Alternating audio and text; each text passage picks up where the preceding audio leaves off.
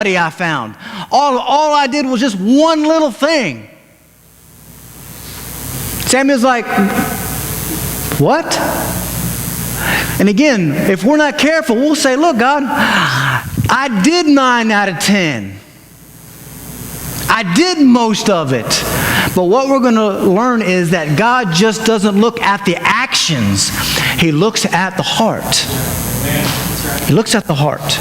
Because next week, look, we're going to look at it all. We're not just going to hide. Because next week, we're going to be introduced just a little bit, just for this purpose. We're going to be introduced to David, the next king. And we know that David wasn't always obedient either. We know that David had a problem with adultery and murder. And as a matter of fact, just to throw it out there, the next chapter where David fights Goliath, most of the time we miss this, and we miss this on purpose, me included. But before David fights Goliath, he said, what are we going to get from the king if we go down there and fight Goliath? Oh, okay, that's right, yeah, okay. It's there. Check it. So we're going to look at why at the end of David's life, God said he's a man after my own heart. And right here, Saul disobeys and God just rejects him. And then the next king, the third one, Solomon, God tells Solomon, I'm only blessing you because of your dad, who was a murderer, who was an adulteress, but a man after my own heart. God looks at intent. He looks at the heart. He looks when we are truly remorseful, or if we're trying to get away with things, or we do things, or we think things, or we cut corners in a way that we know it's disobedient, but we do it anyways, or if it involves ego, pride, idolatry.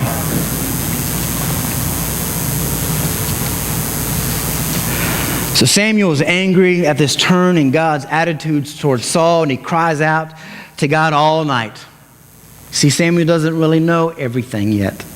Verse 11, the result of the night of prayer, when Samuel cried out for Saul, is a firm resolve to do what God says. It's a sermon in itself. Samuel's like, look, I don't understand. I'm praying all night. It says he was angry. But after prayer, even though that Samuel didn't really agree, it doesn't matter what you think. It only matters what he thinks. And Samuel was wise enough and spiritual enough to understand that principle. So the result of the night of prayer is a firm resolve to do what God said. It's important to know that God does not see with his eyes the way you do. He does not hear with his ears like you do. He is God. He knows all. He sees all. He knows the past. He knows the present. He knows the future. He knows the heart. And you can't hide it from him. You may hide it from your wife. You may hide it from your children. You may hide it from your pastor. You may hide it from your mom. You might hide it from your dad. God knows all. You can't hide it. We can be this church. We can have this building. We can do things the right way. We sing our songs. The preacher comes up and preaches. We'll do our prayers. We can leave right out there in direct disobedience to God. Because you may fool everybody else, but we never, ever fool God. And it's important for us to know that and actually embrace that, because it takes the pressure off. Don't try. Don't try. Just be honest. Be real. Be open. It worked for David. It worked for David. It can work for us. We still have sin nature. We battle the flesh. Paul says the things I hate, I find myself doing. We all go through it. But be open, honest, and real to God, and let him move in your life, and let him speak to you.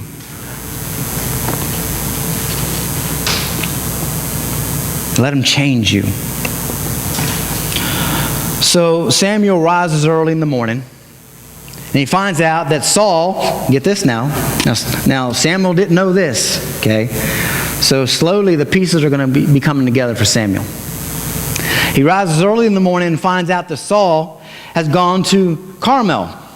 Why? To set up a monument for himself. Oh, okay. So Saul, you won this battle because you did all the fighting and you were the power. And because of that, yeah, you're going to set up a monument for yourself. Okay. Set up a monument for himself and proceeds to Gilgal, where he was first made king.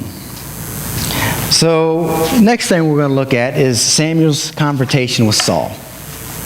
So he hears this, and of course he's just shaking his head, and he's like, I was up all night pleading with God for this man, and he at this time is on his way to make a monument for himself. How bad do I look now?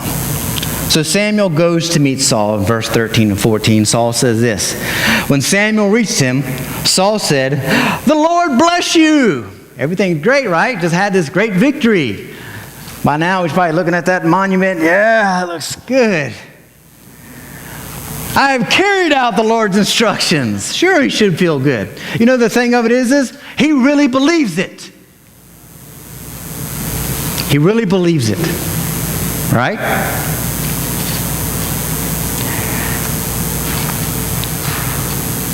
But there's got to be something more in his belief. Because if we're not careful, we will believe a lie. We will believe disobedience. We will believe these things that are tainted in us, these little philosophies that we have about the world that engage and become a part of who we are, and those things become activated in our lives and allow things like Saul to say, I did exactly what God wanted. That's what sin does. Sin comes in and twists and torques and changes and gets Saul to a point where he's like, yeah, remember that volume that we said that goes off? It's like, hey, the volume had been turned down. And in our lives, we can do the same thing when sin interrupts and invades and dictates the direction of our lives and dictate the direction of our willingness to follow God wholeheartedly. And we will manipulate ourselves. Remember I gave that illustration of what sin does? What sin does sometimes is it's like two knives, and you cut yourself. It devastates yourself. It's there. We have to be careful that it doesn't dictate our philosophies and what we give to God. When Samuel reached him, Saul said, the Lord bless you, I have carried out the Lord's instructions. But Samuel said, what then is this bleating of sheep in my ears? What is this lowing of cattle that I hear? So Samuel gets there and he's like, okay, there's a monument that he constructed, and now we're getting ready to talk, and I hear all this livestock that's supposed to be destroyed. And Samuel cut to the chase. He's like, look, what am I hearing? Because I heard what God said just like what you heard God say. And he said, take everything out. So we have a problem. And what Saul doesn't know is God's aware of it. Saul answered, this is great, intention, right? The soldiers brought them from the Amalekites. They spared the best sheep, and cattle to sacrifice to the Lord your God, but we totally destroyed the rest. I hate to say this. You ready for this? Sounds like something that I would say. Sounds like things that I have said in my past. But God, I meant it for, but God, I didn't.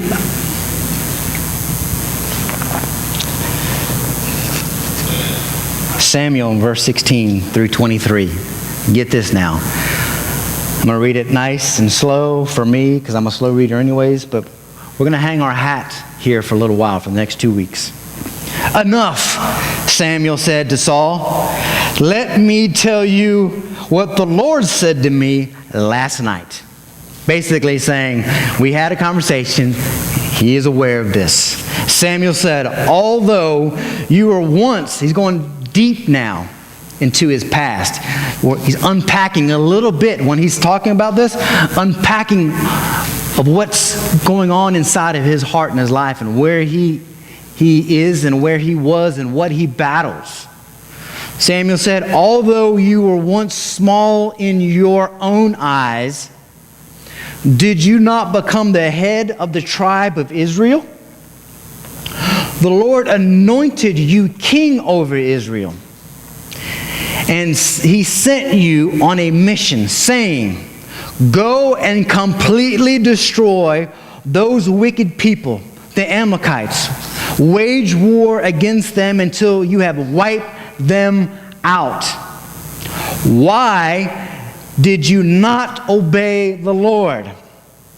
Why did you pounce on the plunder and do evil in the sight of the Lord? Remember, well, he did most of it. He gathered the troop. They prepared. They came up with a strategy. They executed the plan. They killed them all except for just one little king. Because who knows what he wanted to do with them. And we kept the best of the best so that we can sacrifice to you.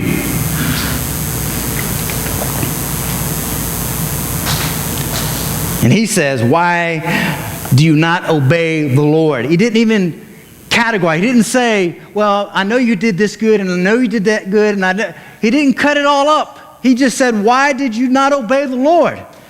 Why did you pounce on the plunder and do evil in the sight of the Lord? But I did obey the Lord. There you go. Remember I was talking about we have different mindsets? The mindset of God was this. You were not obedient. The mindset of Saul was, I got most of it right. God, I got most of it right. The church today, I think too many times we say, God, I got most of it right. Here's what we say. That's obedience to me. It doesn't matter if it's not to you.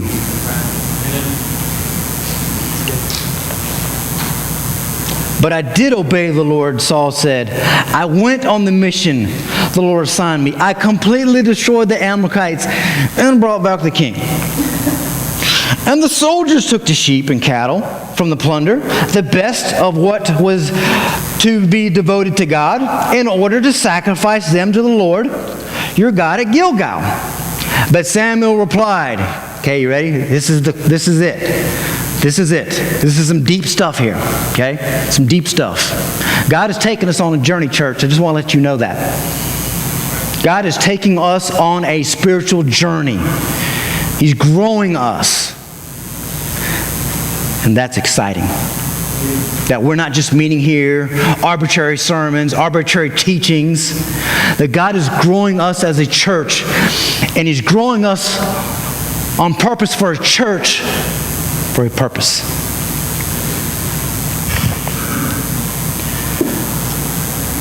But Samuel replied, does the Lord delight in burnt offerings and sacrifice as much as in obeying the Lord?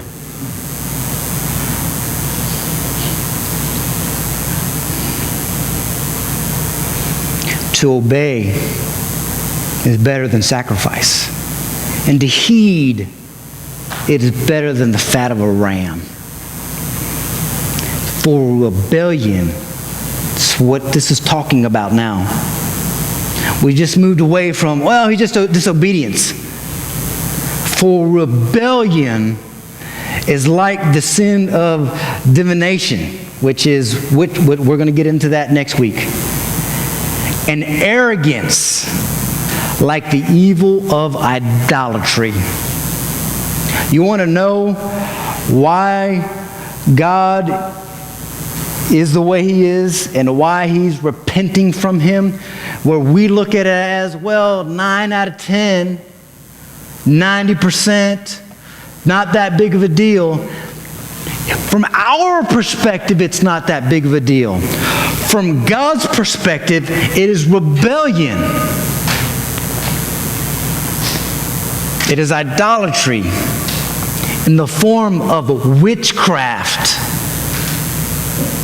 That's how he looks at this.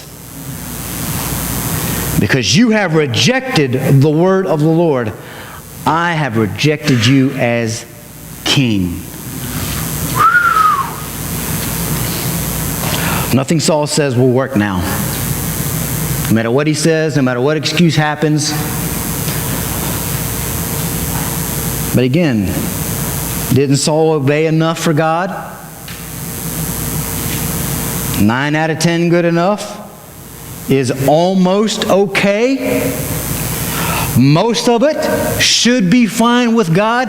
We may not say it, but our actions speak for us.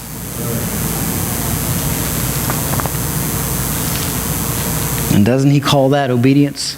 So we're talking about personal revival. Let's go back again. We're talking about personal revival. We're saying, God, revive me. God, we want to have revival in the church. God, I want to draw closer to you. Brothers and sisters, it goes more than a prayer. It begins with prayer, and then we allow God to execute in our lives and remove what's in our hand and then replace it with what he wants.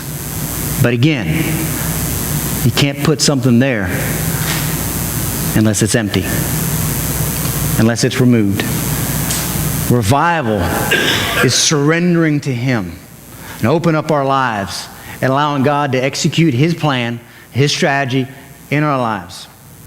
Revival is allowing God to do that to me, to you, to you, to you, to all of us together, where we come together on purpose for church to worship and praise him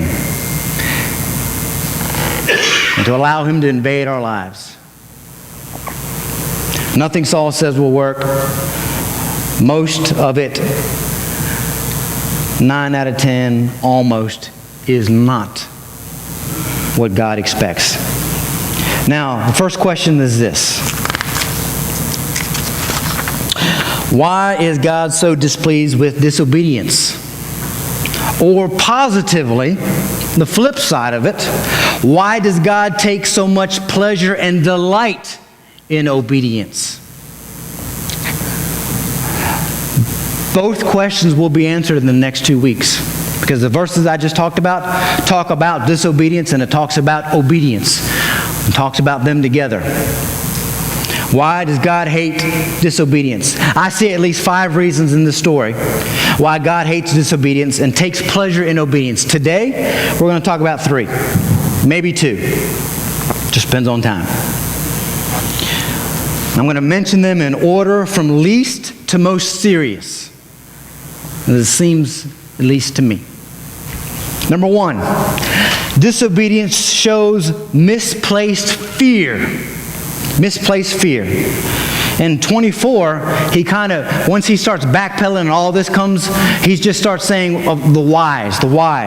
Then Saul said to Samuel, I have sinned, I have violated the Lord's command and your instructions. I was afraid of the men, so I gave in to them. So he's trying to show excuses and he's making things worse. Why did Saul obey the people instead of God? We do that all the time, and a lot of times we obey our own wants and our own desires above God. He feared the people instead of God. He feared human consequences of obedience more than he feared divine consequences of sin. We're talking about personal revival. We're talking about more than a prayer. It's not easy when we know what to do and we have that challenge and we have to make that decision. Every day, moment by moment, we have decisions to make. Will my life be honoring to God? Will I obey him with all my heart? Not 9 out of 10, not 7 out of 10, with everything. because I know the value that he places and the pleasure that he places on obedience. And I know what he thinks about disobedience, because he looks deeper than the action, but the source. He has grace and mercy depending on the source. But for Saul, the source of his disobedience was rotten to the core. Thus, God's action is seen. So he feared the people instead of God. He feared the human consequences of obedience more than he feared the divine consequences of sin. He feared the displeasure of the people more than the displeasure of God. And that is a great insult to him. Number 2, disobedience shows a misplaced pleasure. Saul tried to persuade Samuel that it was noble intention that he led him to disobey God and keep the best sheep. It was a noble action.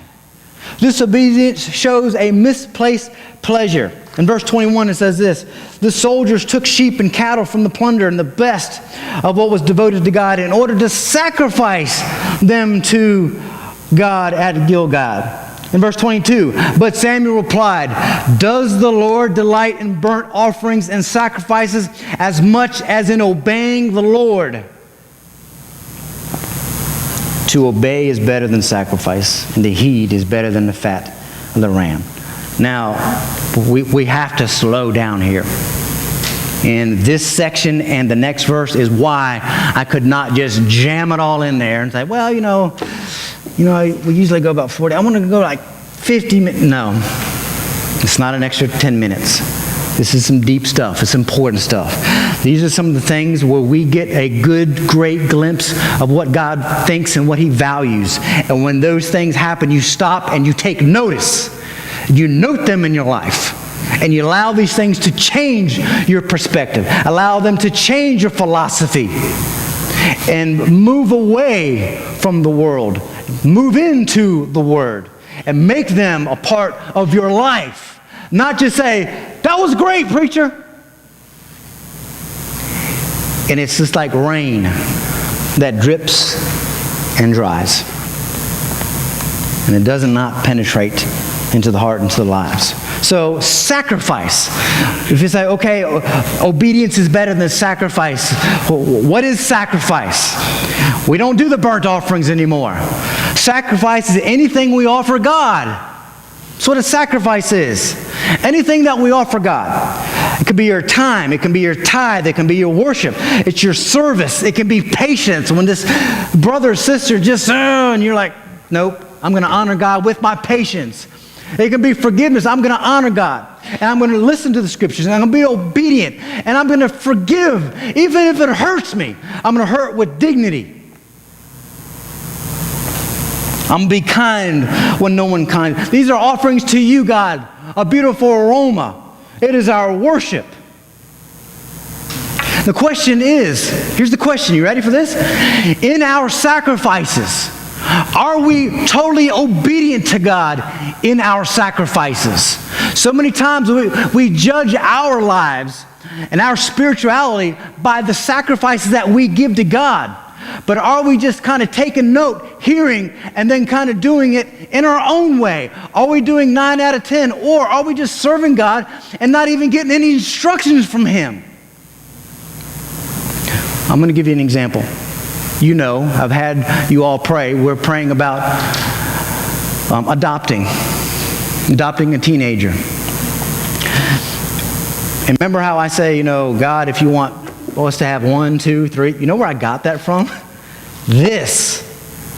Because I was like, okay, God, I really feel that you're calling us to adopt. And Pam really feels like it. So we're going to look for maybe a boy, and then I'm going through this, and I'm like, whoa. Am I just sacrificing without obedience? You know what my prayer then began? Okay, God, I hear what you're saying, and this is going to be a huge undertaking.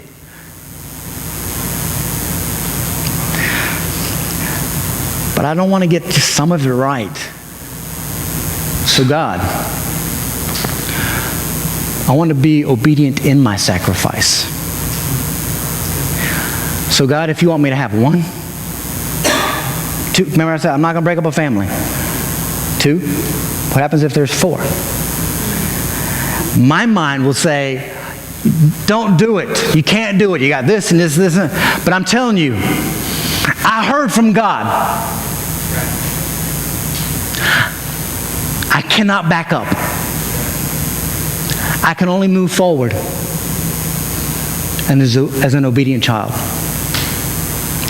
And even if it doesn't make sense, because there's times when God gives you wisdom and you make good decisions. Well, the wisdom is listen and obey, for there's no other way. So in our sacrifice, are we obedient? In my sacrifice, or those that lead worship, are you obedient? Not just worshiping, but are you listening to God? In your service, in your teachings, and whatever it is that God is leading you to do, or what you're doing. If we're not careful, we will find pleasure in our sacrifice, in our service. And God is saying, that's great that you're doing things that are good, but it's not what I'm calling you to do, and it's not how I'm calling you to do it. It's not how much. We see that in so many things, in our time, in our tithe. God, I know you're calling me to give. And the church norm is 10%. My son's going to hate me for saying this. But they're doing this big campaign trying to pay off their building. And God said, I want you to give 15%. And he's like, 15%? We've only been married for 2 years. We don't make that much money. 15%. I'm not required. But he said, but I'm required when God says so. And so 15 it is. You see, even with the tithe, I'm just using this as an illustration. It's never about the action, it's about the heart. God sees the heart. If he just saw the action, he'd say, 9 out of 10 is okay. But he sees the heart. And we give because of our faith and our gratitude. And so we give our 10%. And whatever we make from work, you sell a car, you sell a house, you get an inheritance, money that we receive that's a gift from God. We just thank you, God, for the gift that you've given me. And before I do anything else, I want to honor you and show you that, and I give you my offering. It's about that. It's not about that. It's about what we learn when we're obedient to that. And the light that we have with God and he has with us when we are obedient, and the fellowship that we have during those times.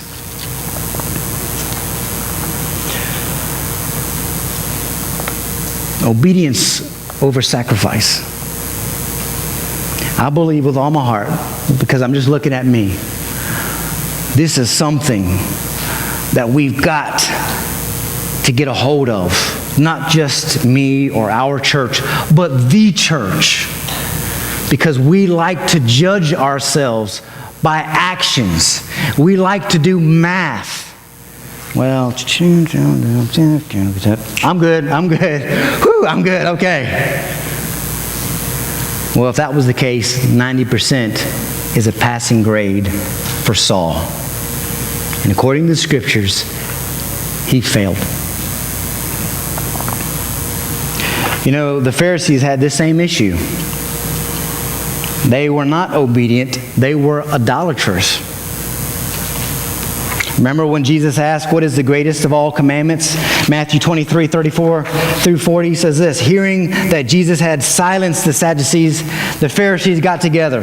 One of them, an expert of the law, tested him with this question, "Teacher, which is the greatest commandment in the law?" Jesus replied, "Love the Lord your God with all your heart, with all your soul, with all your mind. This is the first and greatest command. And by the way, even though you didn't ask, I'm going to tell you. And the second is like this, love your neighbor as yourself. All the law and the prophets hang on these two commands." Why is this so important? Because they were giving God their sacrifices, and they were doing their burnt offerings, and they were following the law to the hilt. They gave the sacrifices of a life of religion. That's what the Pharisees did. They gave their sacrifice as a life of religion. They lived a righteous-looking life.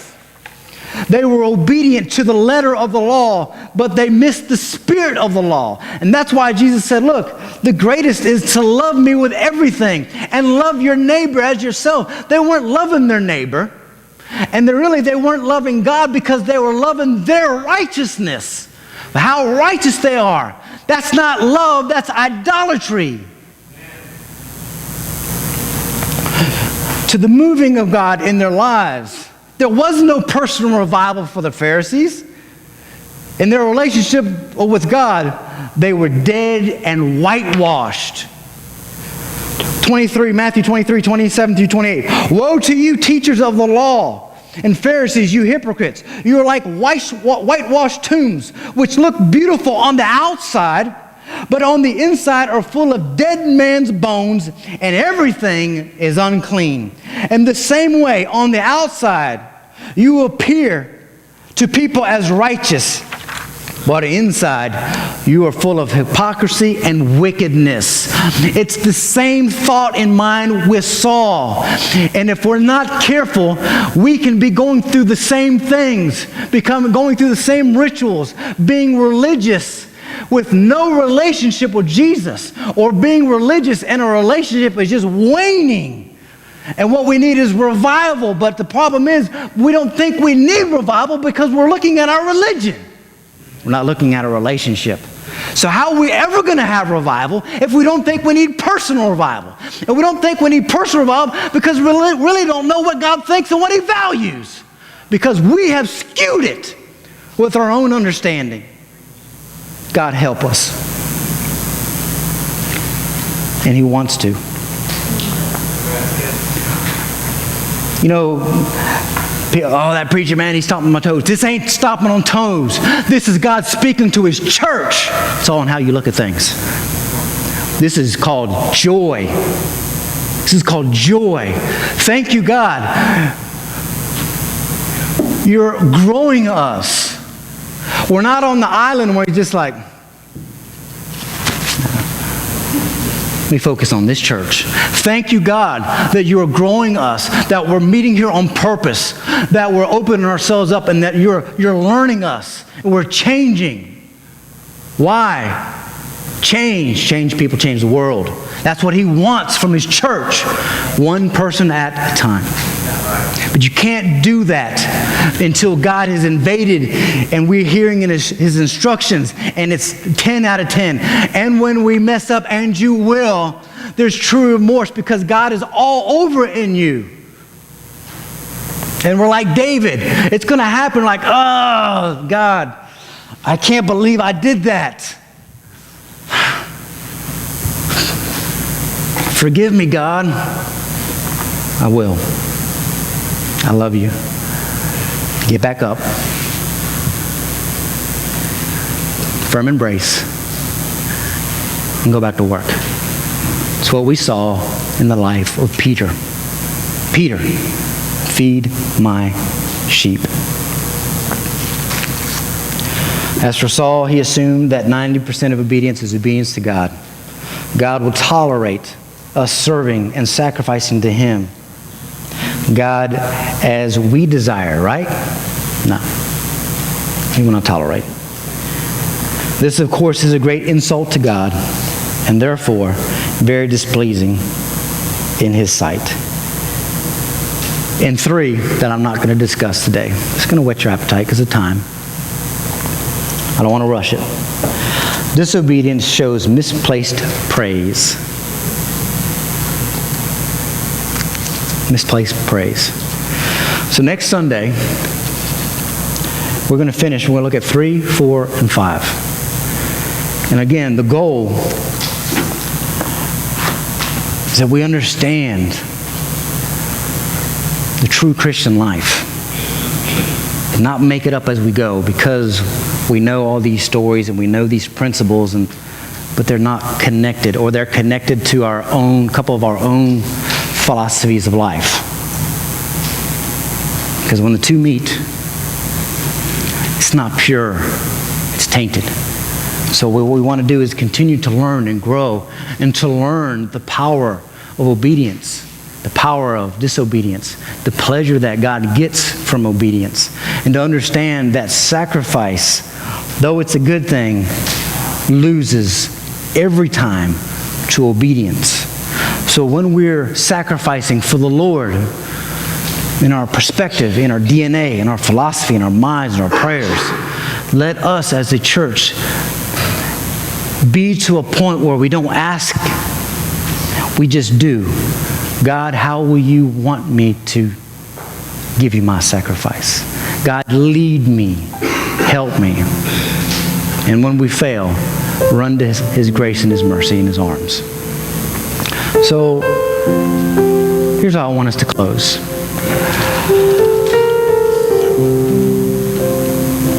I pray this was some stuff to chew on. You know, we've been talking about personal violence, and I pray that this thought just doesn't come to mind on Sunday. I pray that this is something that God is working and digging and tugging and putting and repairing and leading and guiding. But this concept here, it's a big one.